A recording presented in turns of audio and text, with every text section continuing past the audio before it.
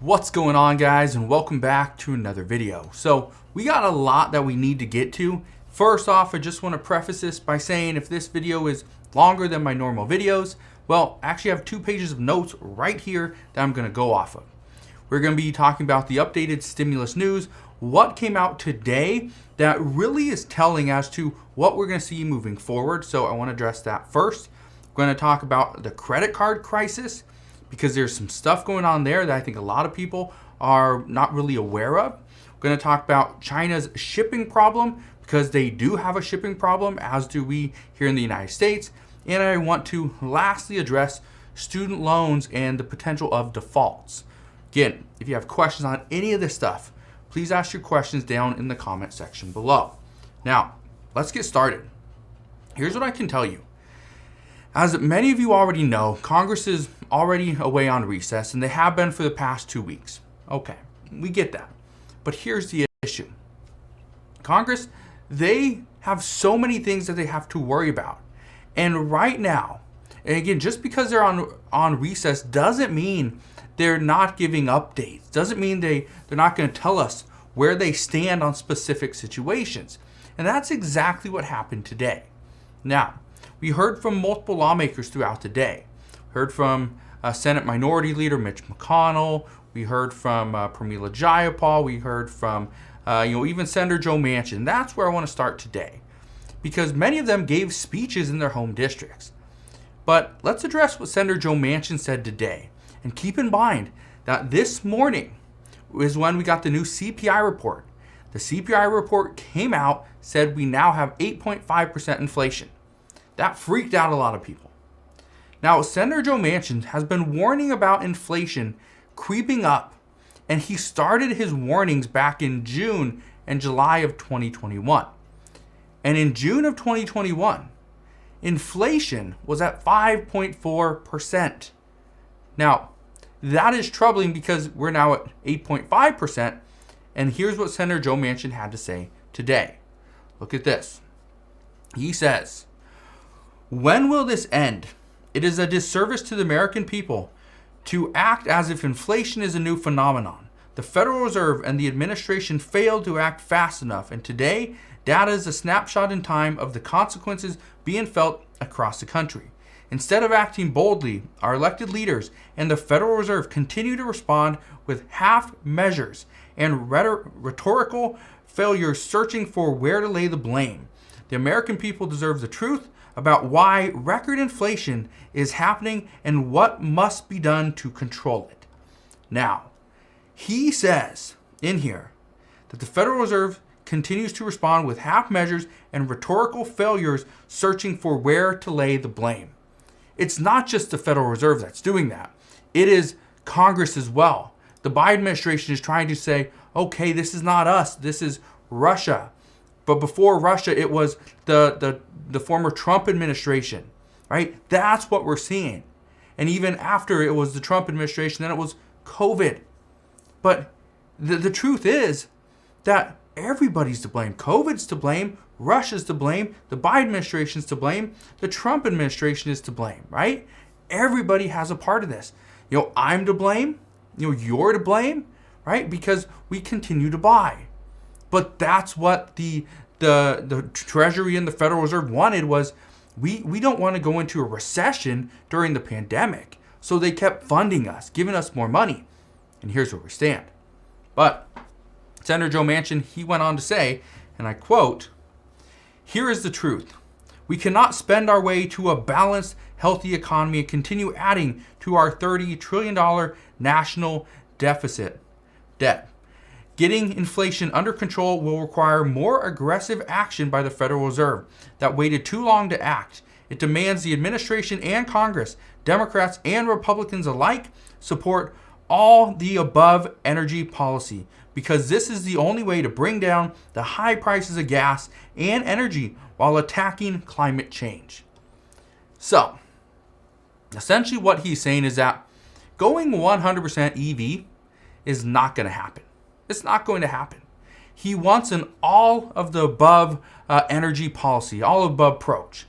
And the reason for this is because, and again, and he said this multiple times, We cannot rely on other countries to provide parts to electric vehicles, just like we can't rely on other countries to provide 100% of our fuel, right? It just doesn't work that way. Now, many Democrats are not going to be happy with what Senator Joe Manchin just said. That many Democrats are not going to go for all of the above approach, especially not before an election when they've been fighting for so many different climate change provisions. And then putting the blame on the administration and the Federal Reserve is not a good look for Democrats at this time. Now, the American people, they are looking to see who's to blame for rising inflation. Is it Democrats or is it Republicans? Is it Russia? And we can kind of just say, you know what? It was Russia's fault. We're just going to continue with our strategy. We're going to continue to vote Republican or continue to vote Democrat or whatever, right? But based on the statements made just recently by multiple Democrats, it's not looking good for them at the moment. So it's interesting what he said today. But again, I have a feeling we're going to get a lot more updates, not just from him, but from many other lawmakers that are going to point out exactly what Senator Joe Manchin just said, and they're going to fight to hopefully get inflation down. But by getting inflation down, we might have to see something larger than a 25 basis point rate hike from the Federal Reserve. Could we see a 50 basis point hike? Yeah. Could we see a 1 point basis point hike? It's possible, but it's highly unlikely at this time. Now, let's talk about credit cards and the credit card crisis. And I want to address this for one main reason. Today, we saw inflation go up to 8.5%.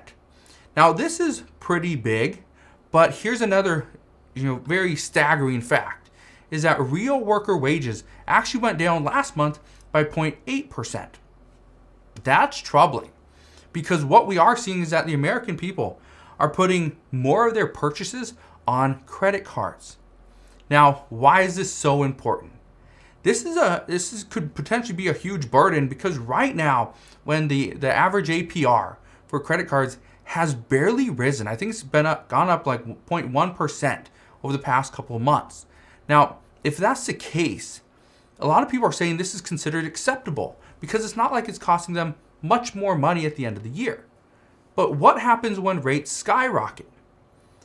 Picture this, okay?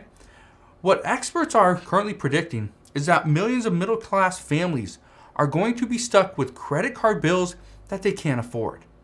Now, we know that the average family is eating out roughly 4 times per week. We know that the average person is putting their purchases on a credit card roughly 1 out of 5 times. So these costs are slowly starting to add up. But picture this.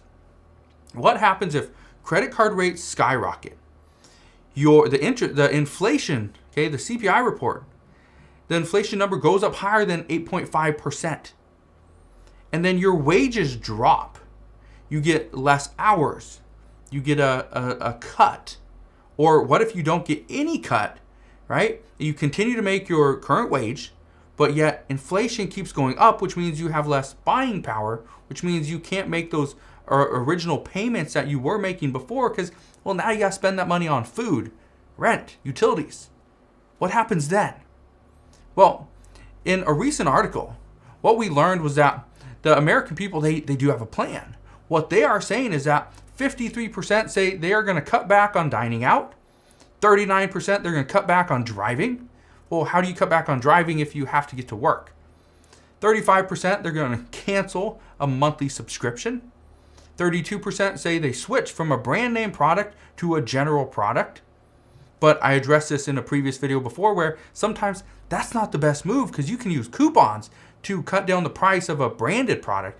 You can't really do that with a general brand. 29% they canceled a trip or vacation. Okay?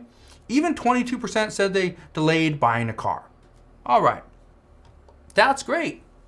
That's great if you're not doing some of these things, but what if you can't avoid it? What if you have to do these things? Right? What happens then? And that's great. But again, what if costs that have already been incurred are starting to hurt you? That's an issue. You already incurred these costs. So canceling your membership, right? Getting rid of the vacation that you planned, right? Yeah, stop eating out. That's great. That's all great. But what if you already incurred these costs and now you can't pay for them? That's scary. And that's the issue. But let me provide you with another scary fact, because this is what we're seeing.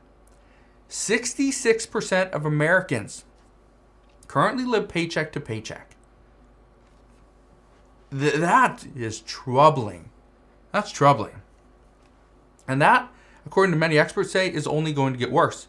Because as inflation takes a hold on this economy, your earnings go down. Again, keep in mind, credit cards to many are considered this emergency fund. And that's fine. That's fine to have it for emergency use only. But what you need to have is a way to pay that back. And most Americans don't have that luxury at this time. And so again, it's a very big concern, is what happens if you rack up these massive credit card bills, right? You got all this debt and you have no way to pay it off because other costs are increasing and your wages are not. Again, it's a huge issue. And let me know down in the comment section below. Are you seeing this exact same thing happen to you and your finances?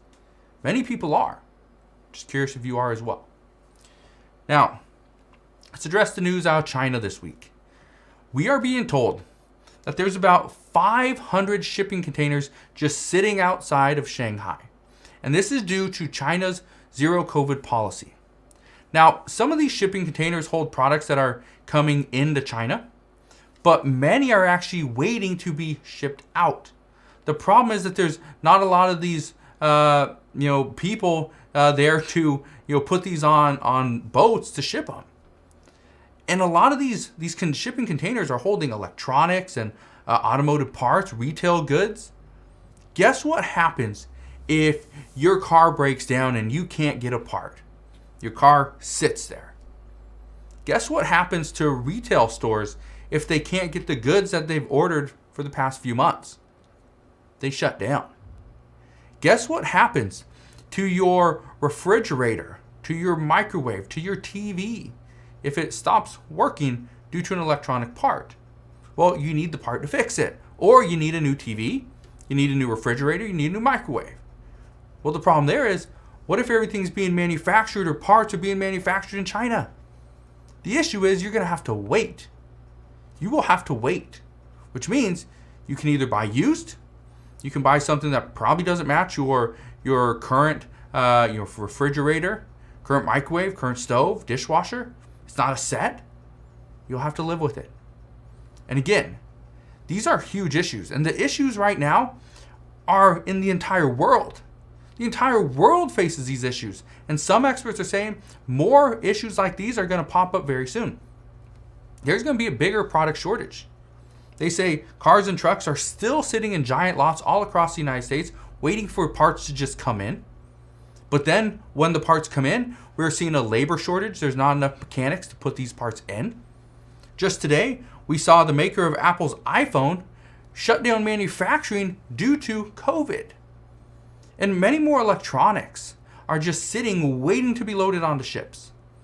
But all the while here in the United States and in other countries as well, many people are just waiting around for something to start to happen. But the problem is, there's nothing that we can do at this time. Absolutely nothing. Again, it's a huge concern. But lastly, let's talk about, and I want to share another statistic with you, but regarding student loan debt. Because according to multiple experts, and multiple studies have been done regarding student loan borrowers and the payments that they're making. Well, according to recent studies, the payments of roughly $400 on average for student loan borrowers. Well, the people that have these loans, they needed some breathing room, because they need a breathing room to be able to figure out how they're going to come up with these payments. Because, and just to give you a scary statistic, but in a recent study, it was said that if payments had to be done by May 1st, less than 50% of borrowers would actually be able to afford these. Less than 50%. Now that the payments are actually expected to begin on September 1st, roughly 30% of student loan borrowers said that they could pay their loan. About 50 to 60% say no, they cannot afford it. But that's the issue. And again, and just picture this. Right now, 30% of student loan borrowers say they could pay back their loan. But what happens? Okay, just stick with me for a second. And again, just say it's, theoretically, what happens if things change between now and September 1st and somebody doesn't have the same job? Inflation continues to go up. And let's say it takes off another $100 a month because they got to pay more in rent, got to pay more in utility bills, they got to pay more for food, right? Pay more for gas. Let's say it takes off an additional $100 a month. If 30% of people say that they can pay that payment now, the expectation is about 20% would be able to make that payment on September 1st if things continue to change. But again, keep that in mind. That's what we're seeing right now. And again, these are some major concerns. And the other issue is we are not going to see Congress come out and save the American people like they did, back in, March of 2020. We're not going to see a $1,200 stimulus check. We're not going to see a $600 stimulus check.